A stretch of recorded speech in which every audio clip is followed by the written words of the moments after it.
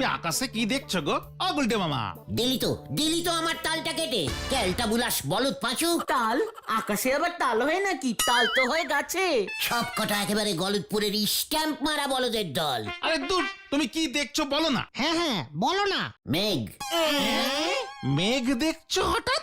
ওরে এই যে যারা কবিতা টবিতা লেখে তারা এই পুজো আসলেই নাকি আকাশে সাদা মেঘের ভেলা দেখতে পায়। সেই মেঘ নাকি তুলোর মতো ভেসে বেড়ায়। জয় গুরু। হ্যাঁ তো, এখন পুজোর সময় শরতের নীল আকাশ, সাদা মেঘ ভাসে।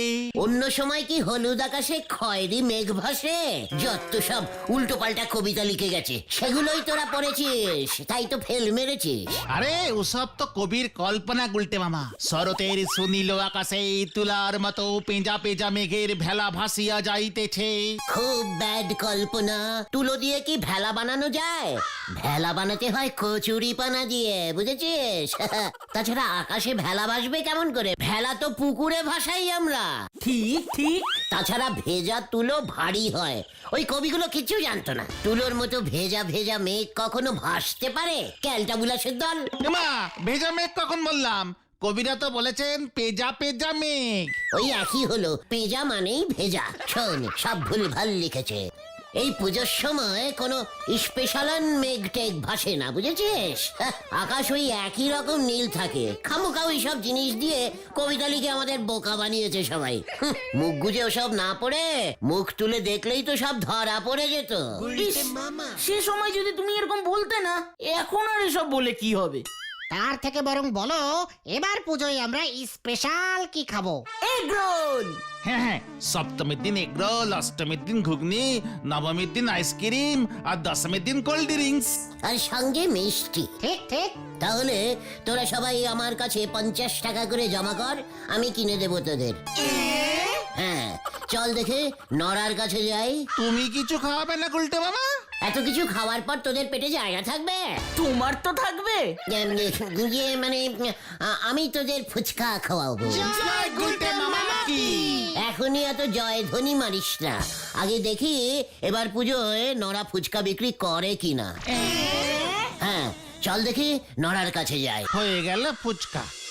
আমি হলুম গে জাত চা ব্যবসায়ী। আমার 14 পুরুষ চা বিক্রি করে, তা আমি হঠাৎ ফুচকা বেচতে যাব কোন দুঃখে শুনি? দুঃখে না রে নরা, সুখে সুখে। মনের সুখে ফুচকা বেচলে কত লাভ করতে পারবি জানিস? পুজোর ফুচকায় হেভি ডিমান্ডিং হয়। পুজোর সময় আমার চায়েরও ভালো সেল হয়। তাছাড়া এবার তো আমি ওই আতাপাড়ার বোমা সঙ্গের পুজো প্যান্ডেলে চায়ের স্টল দেবো গো নন্ড ভন্ড গুলটে বাউ। তুই পুজোর সময় বেপারায় গিয়ে চা বেচবি নরা? আমাদের এই গলতপুরে পুজোর সময় একখান ফুটো পুজো পর্যন্তই হয়নি। নরা, আমার কথা শোন, পুজোর সময় ফুচকা বেচ, একেবারে লালে লাল হয়ে যাবি। লাল হব তালি পরে হোলির সময় ভেবে দেখবো। তাহলে গুলটে মামা, তুমি আমাদের ফুচকা খাওয়াবে না? নরার দোকানের চা খেয়ে আমাদের অভ্যাস তো, তাই অন্য দোকানের ফুচকা খেলে তোরা সহ্য করতে পারবি না। পুজোর সময় পেট ব্যথা হলে পুজোর আনন্দটাই মাটি হয়ে যাবে। লিডার হয়ে আমি এত বড় রিস্কিং নিতে পারবো না, কভি নাহি। আসল কথা হলো অন্য কেউ তো ফুচকা আর গুলটে বাবুরে ধারে বিক্রি করবে না, তা তোমাদের খাওয়াবে কেমন করে? নরা, ঠিক আছে গুলটে মামা, আমরা বরং আতাপাড়ার বোমা সঙ্গের পুজোয় গিয়ে নরদার চায়ের স্টল থেকে চা খেয়ে আসবো। ভাবতেছি সঙ্গে ঘুগনিও রাখবো। ঘুগনি? তা এবার হঠাৎ পুজোয় বোমা সঙ্গে স্টল খুলছো যে নরদা? এবার তো বোমা সঙ্গে বিগ বাজেটের পুজো হচ্ছে গো। তুই নিজে মুখে বলছিস ওখানে এত বাজে পুজো হচ্ছে, তাও আবার ওখানে স্টল খুলছিস? বাজে কোথায় বললুম গো, ন্যাপলারা তো বলতেছে এবারে নাকি বিগ বাজেটের পুজো, অনেক বড় করে করবে ওরা। মানে গুলটে মামা, বাজে না বাজেট, মানে বোমা সঙ্গ এবার অনেক টাকা খরচ করে পুজো করছে। এত টাকা ওরা পেলো কোথায়? কেন, লোহা ব্যবসায়ী গজেন গড়াই ওদের পুজোর সেক্রেটারি হয়েছেন। শুনতেছি পুজোর ফিতে কাটার জন্য নাকি ফিল্ম স্টার ওই ঝন্টু কুমার রে ওরা নিয়ে আসবে। কি বলছো কি ঝন্টু কুমার আসবে ফিতা কাটতে? কেন ওখানে কি সামান্য ফিতে কাটারও লোক নেই? আরে ফিতা কাটা মানে উদ্বোধন করতে আসবে। উদ্বোধন করতে ঝন্টু আসছে? আমাকে বললো না তো। আসতেছে মানে শুনতেছি ফিতে কাটার জন্য ঝন্টু কুমার 10,000 টাকা নিচ্ছে গো। সামান্য এক পিস ফিতে কাটতে 10,000? আমাকে দিয়ে কাটালে আমি 100 টাকায় কেটে দিতাম। এই পাঁচু চল, কেন? দরকার আছে, চল দেখি। যা বাবা, আবার কি হলো? হাতে ঝোলে হ্যারিকেন, সে জ্বালাবে ঝাড়বাতি, হরি বল। মানে গজেন বাবু, আপনার মতো একজন এত হিসেবি লোক এইভাবে ঠকে গেলেন? আসল কথাটা কি কইতে চাস? যাই ডাকাস, আমার অন্য অনেক কাজ আছে। মানে বলছিলাম, আপনি নাকি সামান্য একখানি পাতলা ফিতে কাটার জন্য ওই ঝন্টু কুমারকে 10,000 টাকা দিচ্ছেন? হ্যাঁ ঠিকই শুনছস, ঝন্টু কুমার 15,000 চাইছিল, দরদাম কইরা অনেক বইলা কইয়া 10,000-এ রাজি করাইছি। ফিতেটা কি অনেক মোটা হবে নাকি গজেন বাবু? মানে এত দামি ফিতে আমি কিছুতেই কাটবো না। পাঁচুরে চল, কে দরকার এত দামি ফিতেটা কেটে নষ্ট করার? আমি এখন আসি গজেন বাবু, ঠিক আছে? হ্যাঁ, পূজার মধ্যে আর এমু কইবি না। না না, একেবারে বিজয়া দশমীতে প্রণাম করতে আসবো। হ্যাঁ চল রে তোরা। উজবুকের দল। উল্টে মামা গো, এটা শুধু ফিতা কাটা না, ঝন্টু কুমার ফিতা কেটে পুজো প্যান্ডেলের উদ্বোধন করবে। তা বলে 10,000 টাকা? মামার বাড়ির আবদার নাকি? ঝন্টু কুমার কত বড় একজন হিরো বলো তো, এত টাকা তো নেবেই। আমায় দিয়ে ফিতে কাটালে তো আমাদের পুজোর খাওয়ার খরচাটা উঠে যেত, শুধু এগরোলের পয়সাটাই না হয় নিতুম। ঠিক ঠিক। বাজে বকিস না ঘটন। এই তোরা ঝন্টু কুমারের বাড়ির ঠিকানাটা জানিস? কেন তুমি জানো না? এই যে মাঝে মাঝেই বলো ঝন্টু কুমার নাকি তোমার হাফ প্যান্টের বন্ধু ছিল। ওরে গলতপুরের চটকানি বলদ ঘতন, আরে ঝন্টু কুমার তো এখন ফুল প্যান্ট পরে। সেই কবে আমরা একসঙ্গে ট্রেনে লেবু লজেন্স বিক্রি করতাম, তারপরে ও একদিন সিনেমার হিরো হয়ে গেল। আর তুমি আমাদের লিডার হলে। তা না হলে তোদের মতো এত ইডিওস্টিক বলদগুলোর কি হতো ভেবে দেখেছিস? ঝন্টু কুমারের ঠিকানা এই সোনালী পর্দা ম্যাগাজিনে পাওয়া যাবে গুলটে মামা। এই বইটা তো সব সিনেমার খবর থাকে। মার দিয়া কেল্লা। এই ওই বইটা তোদের বাড়িতে আছে? আমাদের বাড়িতে 2-3টে আছে, মা পড়ে।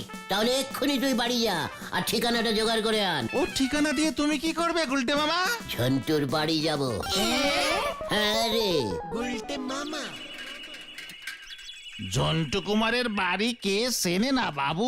উনি যে আমাদের অঞ্চলের যাকে বলে গব্ব। আমার মতো যে যার অঞ্চলের গব্ব, বুঝলি পাঁচু? একেই বলে গব্ব গব্ব বন্ধুত্ব।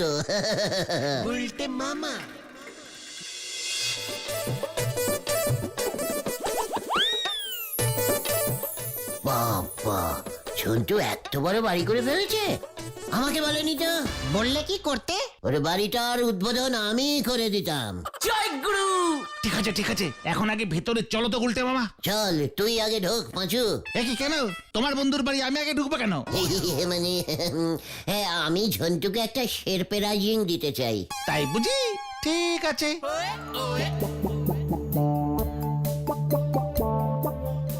रुकिए रुकिए, চিটিয়ে अंदर जाने के लिए परमिशन है? কেন এখানে আবার বান্দার এলো কোথার থেকে? মানে দারোয়ানজি, উনি ঝন্টু কুমারের বন্ধু, ওনার সঙ্গে দেখা করতে এসেছেন অনেক দিন পর। হাফ প্যান্টুলুন কা বন্ধু। বন্ধু, আমরা একসঙ্গে লেবু লজেন্স বিক্রি করতাম, বুঝেছ? क्या?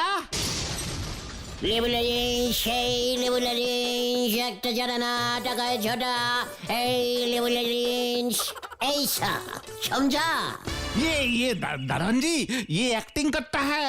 झंटे कुमार हमको मैंने बुलाया है। ओ, साहब ने बुलाया, ठीक है, आप लोग इधर रुकिए। এবার ঢোকরে কালটা বুলাসের দল। वो लोग आपका दोस्त बोलता है। ये लीजिए, ये तो चला आया। आप लोग को मैंने रुकने के लिए बोला था। ठीक है, तुम जाओ रामलाल। ठीक है। হ্যাঁ বলুন আপনারা কোথা থেকে এসেছেন। আমার কিন্তু আগামী 1 বছর কোনো ডেট ফাঁকা নেই, কোনো ফাংশনেও যেতে পারবো না। ঝন্টু কুমারজি, আমরা আতাপাড়া থেকে এসেছি। কোন আতাপাড়া? ওই যে আপনার ফিতে কাটার কথা আছে না, বোমা সংঘ 10,000 টাকা দিল যে। ও বোমা সংঘ, হ্যাঁ হ্যাঁ হ্যাঁ। আসলে পুজোর সময় চারপাশ থেকে এত ফিতা কাটতে হয় ঠিক খেয়াল থাকে না। হ্যাঁ বলুন কেন এসেছেন? আমাদের প্রোগ্রাম তো সন্ধ্যা 6টায় ফিক্স আছে। বলছিলাম ওই প্রোগ্রামটা না হবে না। হোয়াট? আমি কিন্তু ওই 10,000 টাকা অ্যাডভান্সের ফেরত দিতে পারবো না। না না না না, ফেরত দিতে হবে না, আপনি অন্য ফিতে কাটা ধরে নিন, তাই খবরটা দিতে এলাম। ডিসকাস্টিং। আপনাদের ওই সেক্রেটারি গজেন বাবু আমার হাতে পায়ে ধরে 10,000-এ রাজি করালো, 15,000-এ আমি দুটো পার্টি ছেড়ে দিলাম। আবার ধরে নিন। ওরা কি আর আমার জন্য বসে থাকবে মশাই? এটা সিজন টাইম, সবাই ফিতে কাটে। আসলে ওই গজেন বাবুর হঠাৎ একটা বুকে স্ট্রোক হলো, তাই সব প্রোগ্রাম ক্যান্সেলিং হয়ে গেল। অনেক দুঃখ নিয়ে আপনাকে জানাতে এলাম, বুঝলেন। ও ভেরি স্যাড। ওকে, এবার আপনারা আসতে পারেন, আমাকে জিমে ঢুকতে হবে। আসছি ঝন্টু, ঝন্টু কুমারজি। এই চল রে সবাই। গুলটে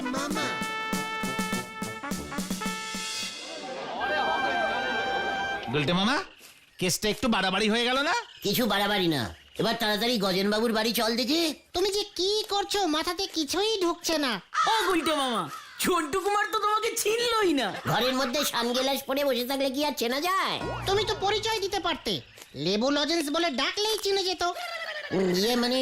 থাক, বড় হিরো হয়ে গেছে এখন, তোদের সামনে ওকে আর এখন প্রেস্টিজে ফেলতে পারলাম না। এই থাক থাক, ওই গজেন বাবুর বাড়ি এসে গেছে। এই, আমরাও কি ঢুকবো গুলটে মামা? অলবাত। এই সব ওই শত্রুপক্ষের কেলাপগুলির কাজ সাজি, আমি এর শেষ দেখা সারুম। কি হয়েছে গজেন বাবু? আমার বুকে নাকি স্ট্রোক করছে, নির্ঘাত এটা ওই গোলসিপাড়ার দুরন্ত সঙ্গের কাজ সাজি। আমার লগে কম্পিটিশনে পারতাছে না, তাই ঝন্টু কুমার রে গিয়া ভুলভাল কথা কইছে। ও মা, এর মধ্যে ঝন্টু আপনাকে ব্যাপারটা জানিয়ে দিয়েছে? ওই তুই জানলি কেমন কইরা যে ঝন্টু কুমার উদ্বোধনে আইব না? ওই যে দুরন্ত সঙ্গের ছেলেগুলো বলা বলি করছিল, ওরাই নাকি ঝন্টু কুমারকে আনবে। তাই বুঝি আমি ঝন্টু কুমার রে আনুম কইছি, যখন আনুমি, কিন্তু সে তো বিশ্বাসই করতেছে না। ঝন্টু কুমারের সেক্রেটারি রে কত বুঝাইলাম যে আমি সুস্থ আছি, সে কয় পয়সাও ফেরত দিব না, জামুও না।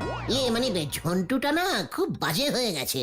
আপনি চিন্তা করবেন না মেশমশাই, আমি সব সময় বোমা সংঘের দলে, ফিতেটা আমি কেটে দেবো। তাই বুঝি? তবে লইয়া আয় 10,000 টাকা। এই যে সকালবেলায় বললেন 5,000 টাকা দিলেই হবে।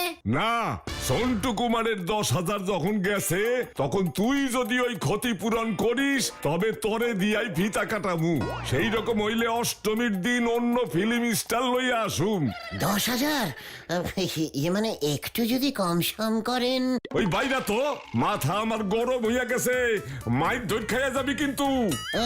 ঠিক আছে, চলবে চলবে। পাঁচু, মেশমশাইয়ের মাথা ঠান্ডা হোক, তারপর না হয় আমরা আসবো। কি লাভ হলো তোমার এসব করে? ওদিকে ঝন্টু কুমার নিজের দর বাড়িয়ে নিল, এদিকে গজেন বাবু তোমার দরও বাড়িয়ে দিল। ওই ঝন্টুটাকে তো রাস্তা থেকে হটানো গেছে। কিন্তু তুমি 10,000 জোগাড় করবে কোত্থেকে শুনি? জোগাড় আমাকে করতেই হবে, আজ রাতটা আমাকে ভাবতে দে। আমি চললাম। জানি না এবার আবার কি হবে।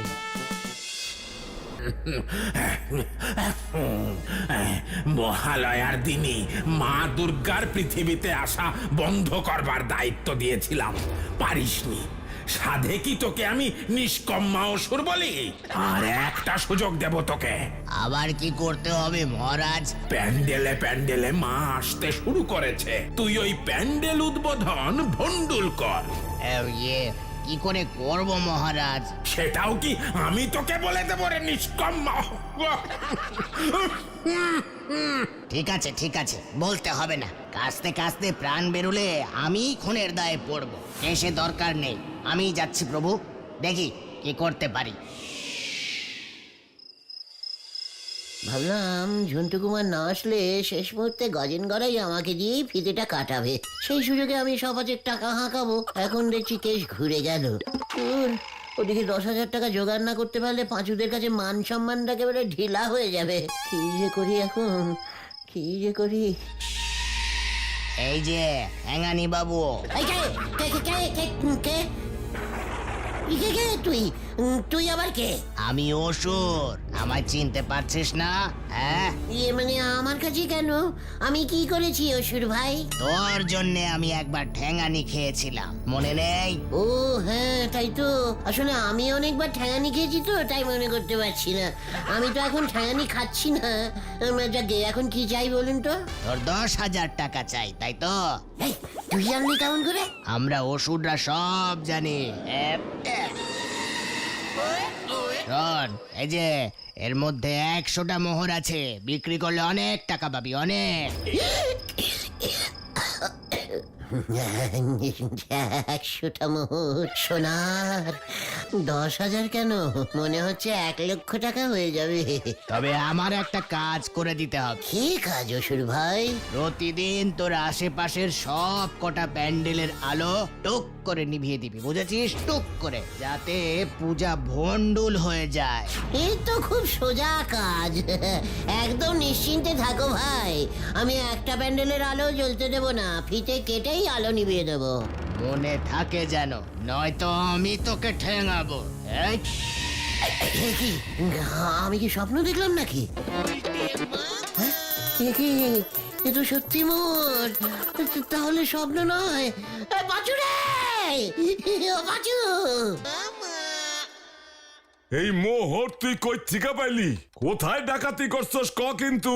এই মা ছি ছি ছি ছি, ইয়ে মানে গজেন বাবু, এগুলো আমার বংশগত মোহর। মানে আপনি তো জানেন আমার পিসে মশাইয়ের বাবা জমিদার ছিলেন, তার বাবা আরো বড় জমিদার ছিলেন। এত বড় বড় জমিদার সবাই মিলে ওই মোহরগুলো রেখে গেছে, ওগুলোই আপনাকে দিয়ে দিলাম। ওরা যদি জানে আমি ফিতে কেটে উদ্বোধন করেছি, তাহলে টোটাল জমিদার বংশই খুবই খুশি এবং গর্বিত হবে। আচ্ছা ঠিক আছে, মোহরগুলি এই ক্লাবের পূজা ডোনেশন ফান্ডে তাইলে জমা রাখলাম। আর ফিতে কাটা মানে উদ্বোধনটা? কাল সন্ধ্যা 6টায় ক্লাবে আইয়া পড়িস। ইয়াহু! চল পাঁচু।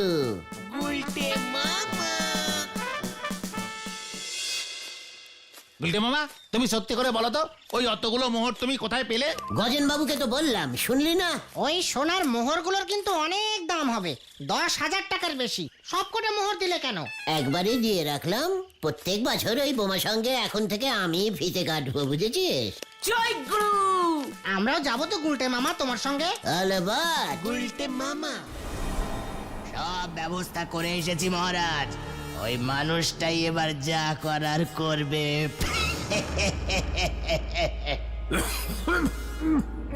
এই, এই, তুই ওর ভিতরে ঢুকলি না কেন? ওরিয়া বাবা, ওই মানুষটা যখন তখন ঠ্যাঙানি খায়, যখন তখন। ওর ভেতরে ঢুকলে আমিও ফকটে ঠ্যাঙানি খেয়ে যাব মহারাজ। যদি ওই মানুষটা দুর্গা পুজো না ভণ্ডুল করতে পারে, তাহলে কিন্তু তুই আর বাঁচবি না। কোনো চিন্তা করবেন না মহারাজ, দেখুন না কি হয়। এবার প্যান্ডেলের উদ্বোধন করছেন আমাদের পাশের পাড়ার গর্ব শিবান গুলটে। গুলটে গুলটে যাও গুলটে চরণ, এইবার ফিতাটা কাইটটা ফেলাও। অবশ্যই অবশ্যই, আমি তো খুব ভালো ফিতে কাটতে পারি। কাটছি তবে রে বাজু।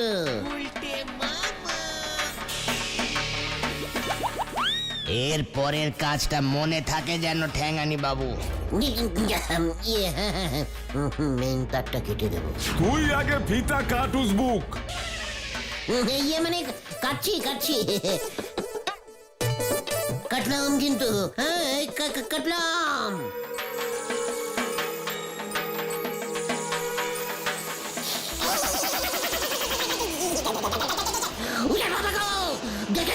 গেলাম গেলাম।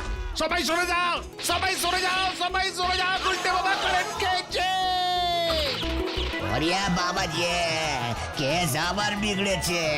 এই কে? ওরে বাবা গো, উজবুকটারে বাড়িতে লইয়া যা তোরা, এই মুখ রোজে না হয়। তুমি কারেন্ট খেলে কিভাবে বলো তো? মা দুর্গা মনে হয় আমার উপরে রেগে গেছেন রে। কেন? ওই ওষুধটার থেকে মোহর নিয়েছি, তাছাড়া অসুরের কথা মতো পুজো ভণ্ডুল করতে রাজি হয়েছিলাম যে। তাই মা দুর্গা তোমাকে শাস্তি দিয়েছেন। খবর আছে, খবর আছে, খবর আছে। কি খবর রে খতন? গুলটে মামা যে মোহরগুলো ওই গজেন গড়াই বাবুকে দিয়েছিল না, সেইগুলো অচল। সোনার দোকানের লোক বলেছে অমন মোহর নাকি পৃথিবীতেই পাওয়া যায় না, আর তাই নকল মোহর দেওয়ার জন্য গজেন গড়াই বাবু গুলটে মামার নামে থানায় নালিশ করতে গেছে। ওরে বাবা রে, আমি আর বিতে কাটবো না রে। তাহলে তুমি কি কাটবে গুলটে মামা? ভাবছি এবার থেকে আমি মাটি কাটবো রে।